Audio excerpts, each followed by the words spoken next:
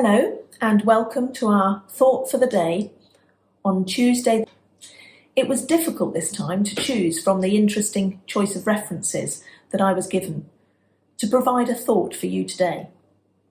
However, I have chosen to read to you the passage from John's Gospel, partly because it seems to have been mentioned several times in reflections and services recently. It may be a familiar reference to some of you.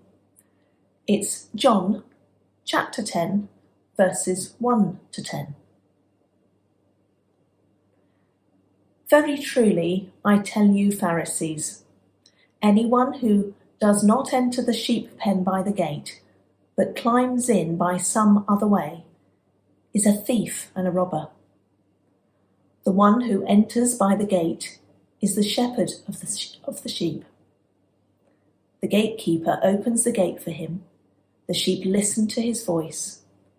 He calls his own sheep by name and leads them out. When he has brought out all his own, he goes on ahead of them, and his sheep follow him because they know his voice. But they will never follow a stranger. In fact, they will run away from him because they do not know and recognize a stranger's voice. Jesus used this figure of speech, but Pharisees did not understand what he was telling them. Therefore Jesus said again, "Very truly I tell you, I am the gate for the sheep. All who have come before me are thieves and robbers, but the sheep have not listened to them. I am the gate. Whoever enters through me will be saved. They will come in and go out and find pasture. The thief comes only to steal and kill and destroy. I have come that they may have life and have it to the full."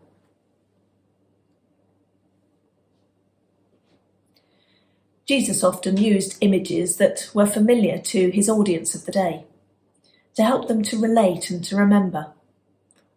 For example, farming, fishing, soldiers, and feasting, basic food like bread and drink like water, or celebrations with wine. I often wonder whether he would have used supermarket shopping, dog walking, late-night wine bars, food banks, and Facebook if he was telling the stories today. I think the reality behind this image he paints was not the sanitized, romantic, pastoral scene that is often portrayed in paintings and illustrations. But it was a bleak, dangerous, and rough reality that was familiar to every labouring man and their families of the time. So I wonder if you could try to imagine a pen of noisy, smelly sheep. Perhaps in a cave, a rough shed, or an open area surrounded by walls made of stone and thorned branches, in an attempt to deter the ever-present chancers, thieves and vandals. The shepherd would live day and night with that same flock, protecting them with his life as he would his own children. They knew each other like a family, and a protector like a father. The only way to sustain their lives was with him, and so he lay at the only entrance to protect them safely. That image makes so much sense when Jesus explains it. He applies it to us. We are the sheep who follow him. He is the shepherd, and together with the gatekeeper is representing our Father. He is prepared to offer his life to save us from the thieves who come to steal our self-worth, kill our relationships with him, and to destroy our hope of eternity.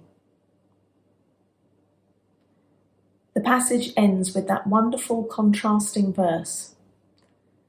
The enemy will seek to destroy, but Christ is our protector, who brings us the opportunity of not just life, but life in all its fullness. Life in a close relationship with him. I can imagine this figure of speech, as the Bible version reads, with that imagery that we have just used, would have helped his listeners then. And so I hope you today know for yourself that Jesus is your only gateway to a full life. Thank you for listening and have a blessed day.